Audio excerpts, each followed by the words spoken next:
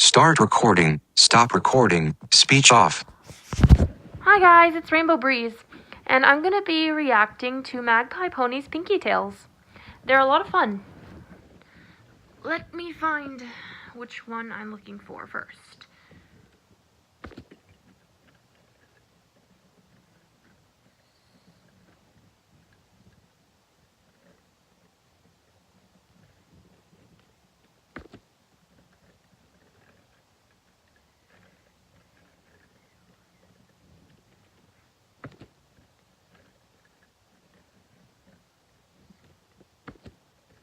It's taking me a moment, but I will find it.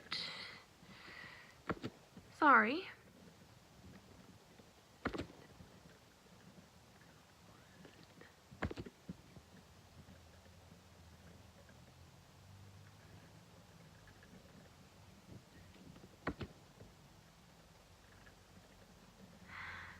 Here we are.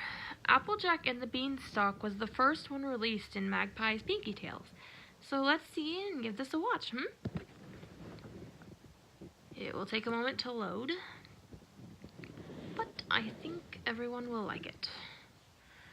Now, of course, with my videos, you will not see anything just as well as I can't see anything, but you will be able to hear it like me.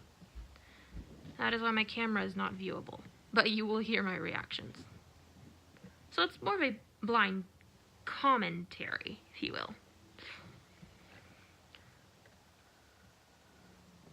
I'll be commenting on the video, but you will not see my face and you will not be seeing the video.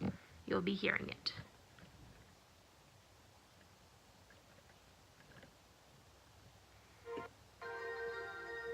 Here we go. Details. Applejack and the Beanstalk.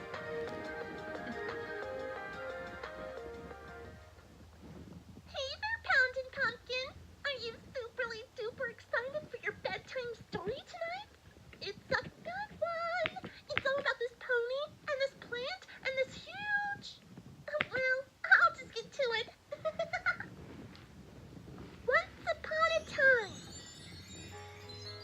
In a kingdom far away, there lived a poor farmer named Applejack. Although her name would lead you to believe that she harvested apples, it was a common misconception. Wait.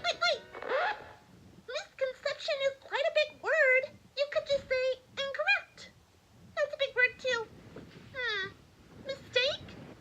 Bobo? Thank you, Pinkie. Applejack and her mother, Mrs. Sparkle, were in fact coffee farmers. Twilight's the mom. And as every pony knows, clothing for ponies is an unnecessary luxury, especially in hard times like these. Therefore, they were suffering financially. Why don't you just say that they needed beds? That's what it means, Pinkie. Oh, carry on then. Times were so hard, in fact, that Mrs. Sparkle and her daughter only had one last thing to their name, a cow named Rainbow Vine. So Rainbow Dash is the cow. Okay, this is interesting. Apparently, Pinkie Pie likes to interrupt the narrators. Let's continue. I get it! Because a bovine is another word for a cow, and it's Rainbow Dash. On the day that Mrs. Sparkle and her daughter had finished the last of their bread, she turned to her daughter and said, "You must go into town and sell our cow for some bits, or we will surely starve." "Our cow? You mean Rainbow?" Oh, no!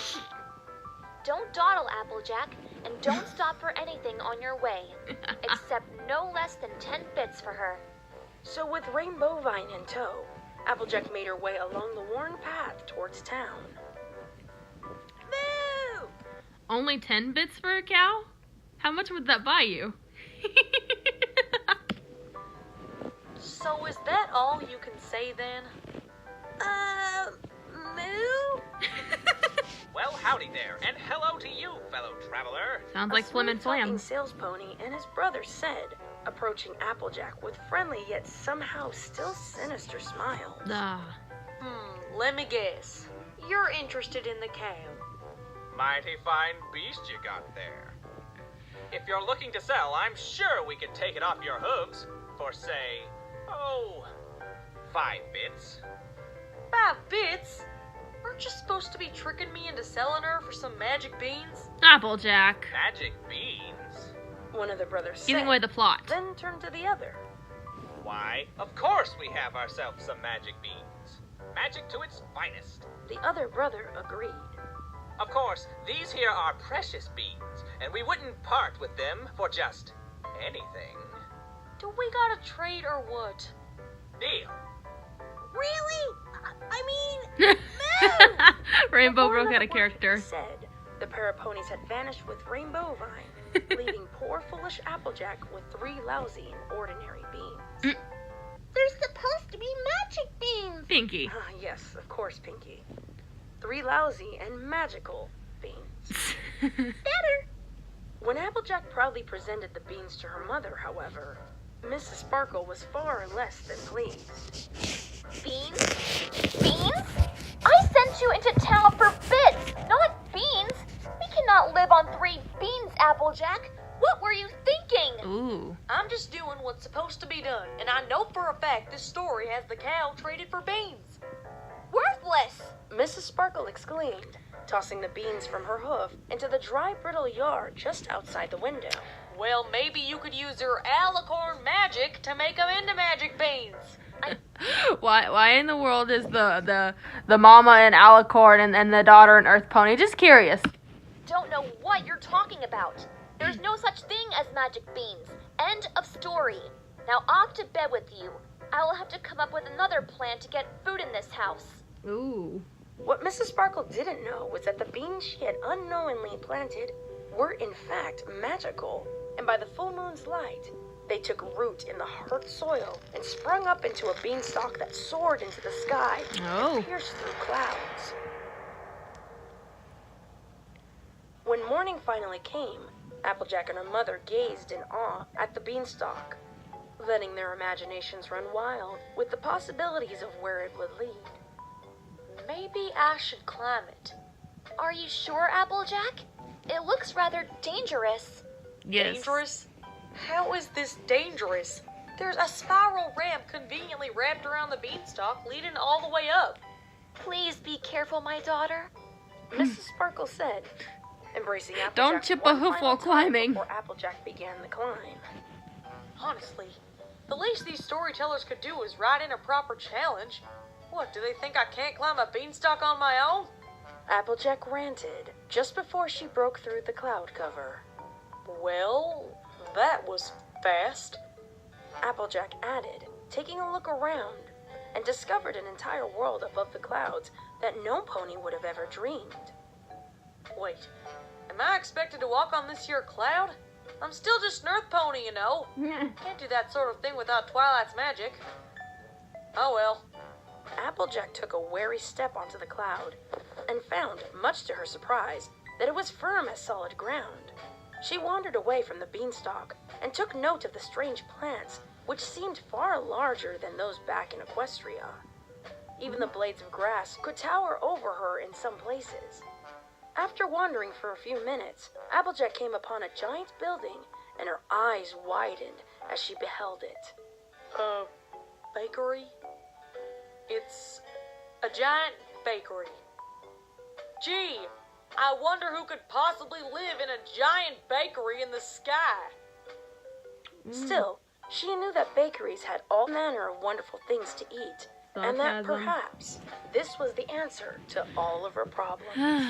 Sarcasm. Without so much as a knock, Applejack easily slipped under the giant bakery's door and craned her neck up to see shelves upon shelves of wonderful things to eat. There were pastries, creams, pies, cakes, donuts, and loaves of delicious bread for as far as she could see. The only problem was that each of these delectable goodies were too high to reach and too heavy to lift and bring back home. While she pondered her predicament, Applejack could hear a faint tooting sound coming from somewhere on the table nearby. She wandered closer, the sound becoming progressively louder as she did so. It reminded her of the sound of a tuba, intermingled with the sobs of a pony. Once she reached one of the legs of the table, she paused. Oh, look! Another conveniently placed spiral ramp leading from the floor to the table. How totally unexpected.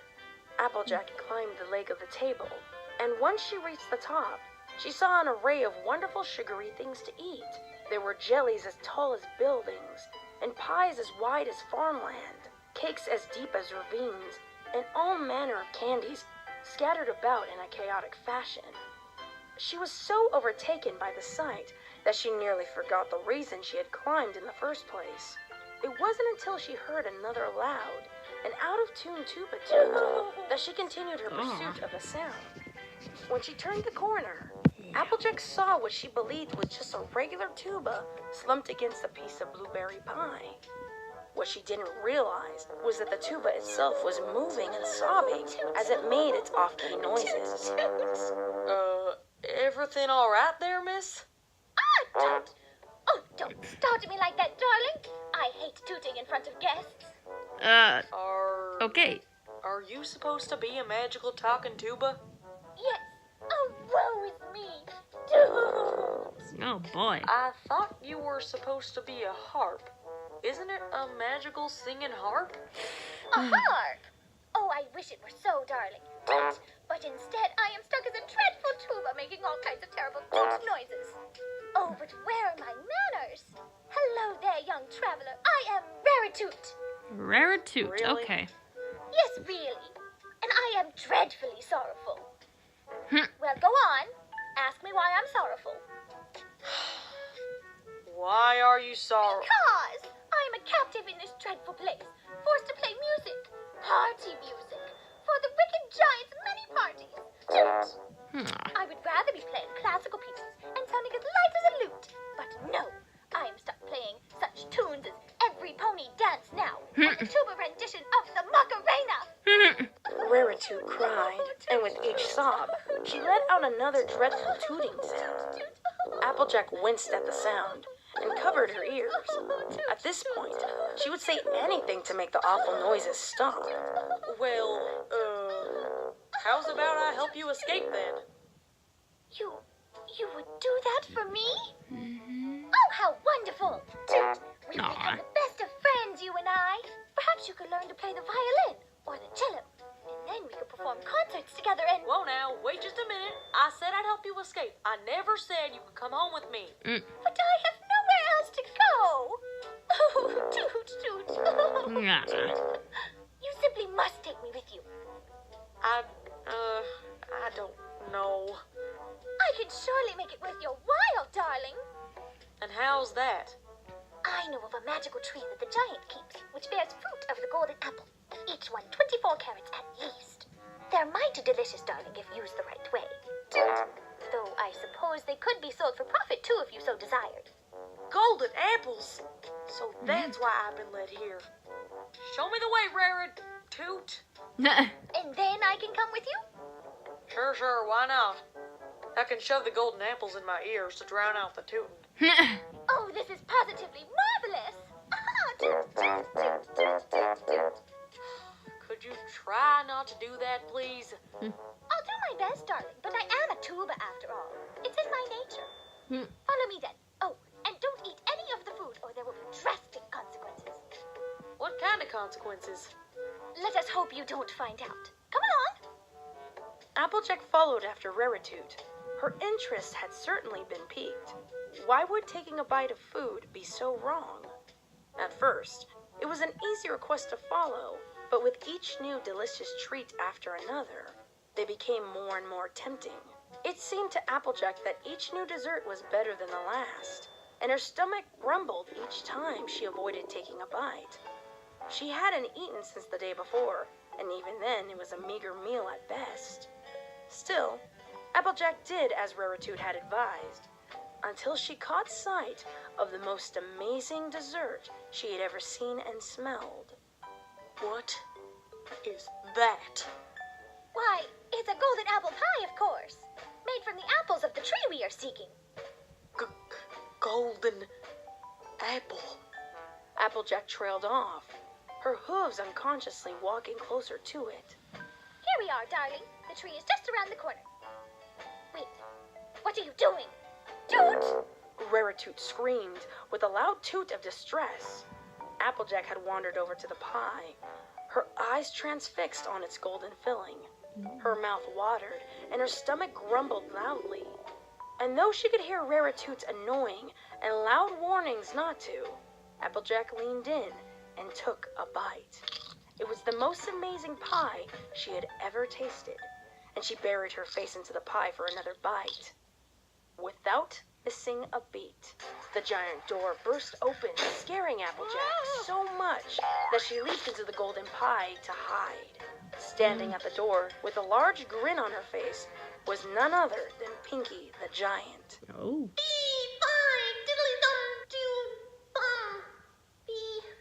Who dares steal a bite from my tasty pastry? Pinkie the giant bounced from the door to the table, causing the room to quake as if the earth itself was moving. Raritoot screamed with a toot and ducked behind a large piece of cake while Applejack struggled to keep her hat on her head as the golden apple pie bounced up and down on the tabletop. All clear here. Pinkie the giant said as she inspected a cupcake on the opposite end of the table. Nothing wrong here. Or here. She examined each pastry, picking up one at a time, looking for any little missing pieces or nibbles. Applejack frantically poked her head out of the pie and looked for a new hiding place. She saw Raritoot giving her a nasty glare, and then she noticed the tree that she had been searching for.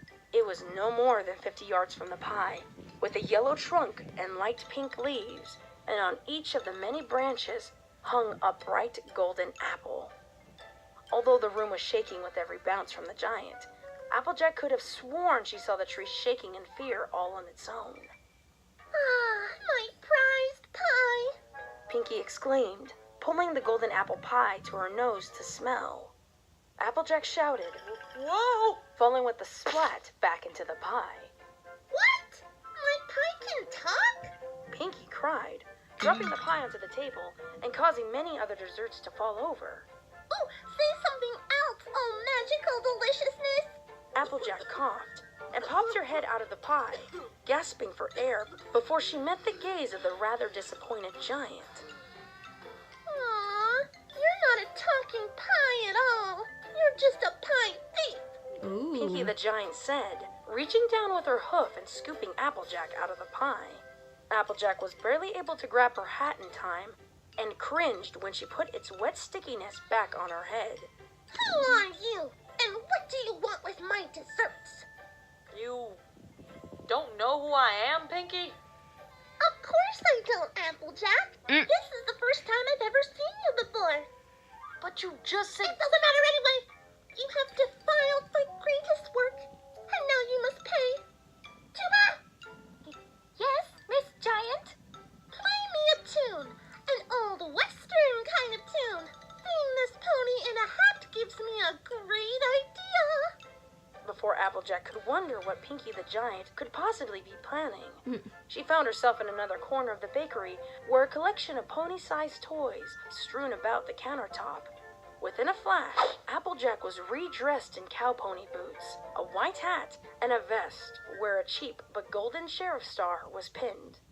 While Applejack tried to figure out how she could be dressed so quickly, Pinkie the giant had set up an entire old western scene complete with shops, desert sand, and an old railroad track. What's this here setup all about? Applejack asked, attempting to take her hat off. Of course, Pinkie the giant was having none of that. She readjusted the hat on Applejack's head. She picked up a little purple alicorn toy dressed in a similar designed black outfit and a crudely drawn black mustache. Ha ha ha! We meet again, Sheriff Applebottom. You can never stop me or Applebottom. Evil plan! Are we really doing this, Pinkie? Quiet! Don't you want to know what my plan is? What nefarious plan have you concocted, Pinkie? Pinkie? Who is this Pinkie? I am Midnight Moonshine. Unwanted outlaw. Midnight Moonshine. Moonshine? You do realize that's another name for... Help me, Sheriff Applebottom. Pinkie said, speaking for a different toy on the playset. This was a white unicorn mare with a deep purple mane that was tied crudely to the train track. Poor with a Rarity. piece of giant yarn.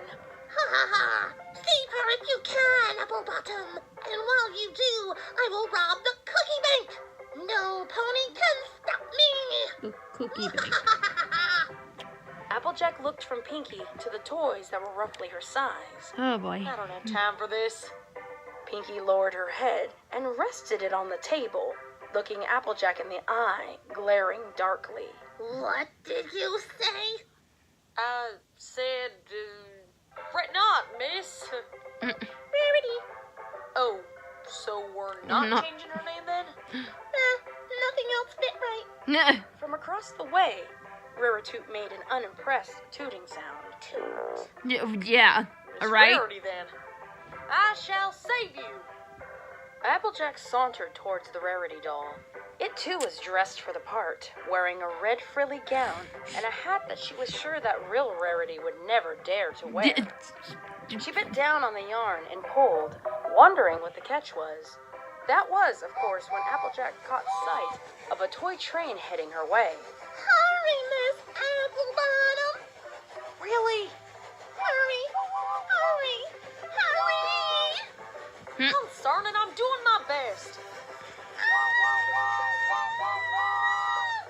Pinkie screamed in place of the Rarity doll. Just as Applejack pulled it free, the toy train sped by and straight off the counter, landing with a crash on the unforgiving ground below. Okay. This did not seem to deter Pinkie as she cheered for the doll. Oh, Applebottom, you're my hero! I Alrighty sure then. am, Pink Rarity. Are Pink we, Rarity. Done now. Done? We've only just begun! Pinkie the Giant exclaimed, motioning to the cupboard behind her to show Applejack the many hundreds of outfits and playsets she had stored away for playtime. The pit of Applejack's stomach dropped, and her eyes widened, imagining the horrors that were to come. But I do have to take an teensy-weensy break to finish baking all the goodies for the party. Giant Gummy's cake must be perfect! Pinkie the Giant said, swooping Applejack up with one swipe of her hoof. She hummed merrily to herself as she placed Applejack on the shelf in the play cupboard, as if she were now one of the many toys Pinkie had collected. As Pinkie closed the cupboard door, Applejack quickly pushed her hat in the way of Humming the the lock. smile song. Pinkie the Giant turned the key and bounced away, assuming that she had successfully locked Applejack inside. From the table below, Raritoot caught sight of Applejack's trick and intended to use her music to aid in her escape. She turned her attention to Pinkie the Giant, tooting as she hobbled towards her. Might I play you a tune while you cook your delicacies? Oh, a happy working song? No, Pinkie. Disney claimed the rights to that one. Aww. Perhaps something soothing. Raritoot offered, trying her best to play a tune to lull the giant to sleep, a hard task to do when you're a tuba. Of course, as it is with these sorts of fairy tales, Pinkie the Giant was helpless to Raritoot's song. She set down her giant baking sheet of cookies and rested her head on the table. After a few minutes of silence, Applejack could hear her soft snores. She struggled a little at first to pull her hat free, then bucked the wood of the door to open it. Being careful not to make a sound, Applejack leapt from the cupboard and onto the countertop, securing her hat back onto her head. She looked to the door and almost ran to safety when she remembered the delicious golden apples. She thought perhaps if the giant slept long enough, she could take the tree for herself. Whoa, hang on a sec. Applejack wouldn't steal. Pinkie. Pinkie, you're supposed to be a slave. Yeah. Oh, right. Applejack crept along the countertop, hopping from saucepan to baking sheet, making her way back towards the table. At long last, she reached the golden apple tree, marveling at the delicious fruit that it grew. Maybe I could have just one, Applejack said, turning around to buck the bark of the tree and cause an apple to fall. Oh, if you don't mind, I would rather you didn't do that. Aw, Fluttershy. Are you a tree? Who is Fluttershy? Aren't you? Sounds like Bride of Well, Discord's then, Fluttershy. Who are you? I'm Fluttertree. Is that Carmen Of Mary Medley? course. Of course you're called Fluttertree. Alright, I'll play along. Fluttertree. Fluttertree, would you be so kind as to allow me to take you home with me? Oh, I don't know. That's not very nice. I mean, I don't really like it here, but it would be so sad if the giant woke up and her tree was missing. What does Fluttertree want? Well, will there be little animals where you live? I live on a farm. Little critters are always wandering about. Oh, like little pigs and cows and chickens? Maybe even some songbirds and squirrels. Aw. Something like that. So, what do you say? Oh, all right. I'll come with you. But how do you expect to carry me away all on your own? I figured I'd use the conveniently placed wagon about 10 feet from where I'm standing. Applejack said, tilting her head to the side to indicate to the little red wagon waiting behind Fluttertree. I guess all them ramps make sense now. Can't wheel you out of here without 'em. Applejack pushed Fluttertree towards the wagon, and then used every ounce of her strength to lift it into place. As she strained and groaned under the weight of the tree, one of the golden apples shook loose and plopped right onto her head. Oh, I'm so sorry. Applejack merely shook her head and picked up the apple that had fallen. She rubbed it on her vest before taking a mouth-watering bite. We're gonna be the talk of the town once I get these here apples home. No pony will be able to resist them, and our money troubles will be over, Applejack declared, finishing the apple with a satisfied smirk. She took the handle of the wagon in her mouth and carefully pulled it along the tabletop as far from the sleeping giant as she could. From the corner of her eye, Raritoot could see Applejack and Fluttertree nearing the edge of the table, where the ramp around the leg would take them safely down. She gasped in horror, thinking that Applejack had forgotten her promise to take her along. She hurried across the table towards them, each hop making a toot sound. The more frantically she hopped, the louder and off-key the toots became. Shh! Shh! Can't you keep that racket down? You forgot me? Toot! After all I've done for you, and you were just going to leave me here? Shh! I was not. I was gonna get this here tree to the floor first and then come back for you. I swear. A likely story. Toot! You didn't even want to go with me in the first place. Why would you want a useless, ugly old tuba lying around the house? Toot! Please, Raritoot, you have to keep it down. The giant might wake up and... It's always about that silly old tree, isn't it? Toot! Oh, these apples are so delicious. What an amazing tree. Such a magical wonder. I bet wow. it's the rarest fruit ever grown. Raritoot! No! Raritoot shouted, letting out a loud toot as she did so. Applejack put a hoof to her face and closed her eyes as she heard the unwelcome sound of the giant waking up. Oh. I never ordered that bungee jumping equipment. What? I mean, what's going on here? Hey, where's my tuba? My golden apple tree? Run! Applejack shouted, wheeling Fluttertree down the leg of the table and towards the door. Wait for me! Raritoot objected, bumping into a large cupcake as she pursued Applejack. The cupcake teetered on the edge of the table before landing with a splat mere inches from Fluttertree. Applejack smeared some of the splattered frosting from her face with disdain before continuing towards the opened door. I left the door open? Yes, Pinkie, it's called a plot device. Well, that wasn't very smart of me. Applejack might get away with my stuff. That's the point. The point, Oh. Pinkie. Oh. Okay, you can continue. Pinkie the Giant listened for the toots of her tuba until she spotted them making their exit. She growled and raced for the door ahead of them. Before she could make it, however, Pinkie stepped down on the fallen cupcake and slid from one end of the room to the other, colliding into a wall. Whoops. No. I'm okay. Okay. I'm okay. Applejack, Raritoot, and Fluttertree made their way outside towards the beanstalk. Pinkie the Giant was on their tail, and Raritoot screamed a toot so loudly in panic that Applejack's ears went flat against her head. Could you stop that? We're trying to make our escape here. Get back here, thief! Even if it is uncharacteristic that you would be stealing anything, we're going to ignore that for story purposes! Pinkie the Giant shouted after them.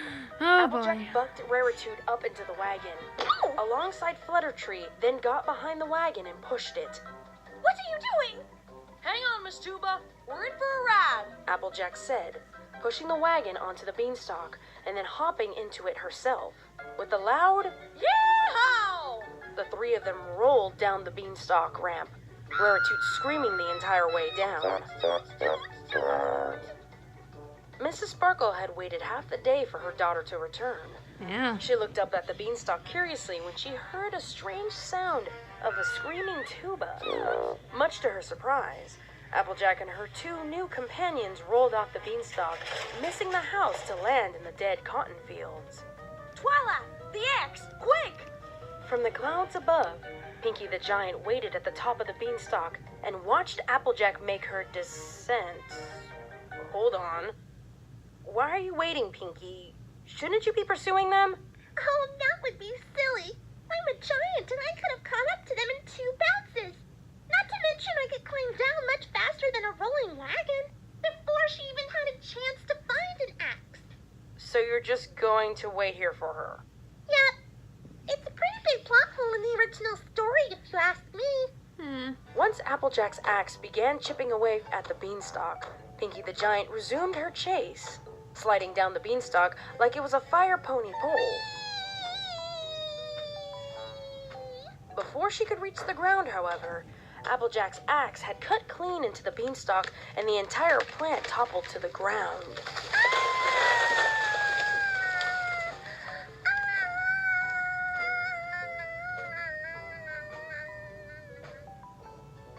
Pinkie the Giant was a few feet from the ground when she suddenly stopped in midair and righted herself, landing softly on her hooves. I'm like a cat, always landing on my paws. Hooves. Except you slipped on a cupcake 2 minutes ago. Yeah. Don't talk about that.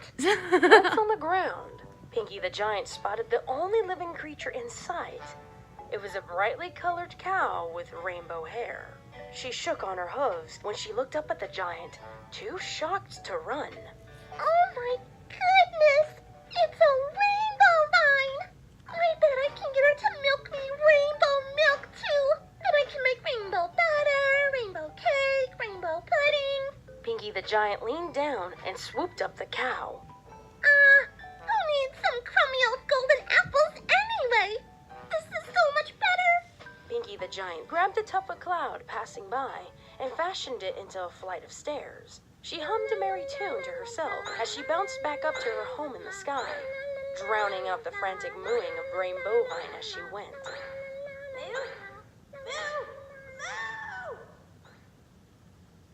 Meanwhile, Applejack and her mother delighted in their new flutter tree, picking the golden apples that would magically appear once the fruit had been picked. With the seeds from the apples, they replanted their dead field until an entire orchard of flutter trees sprang up from the ground. Oh, I'm so sorry. Did I hit your branch? Pardon me.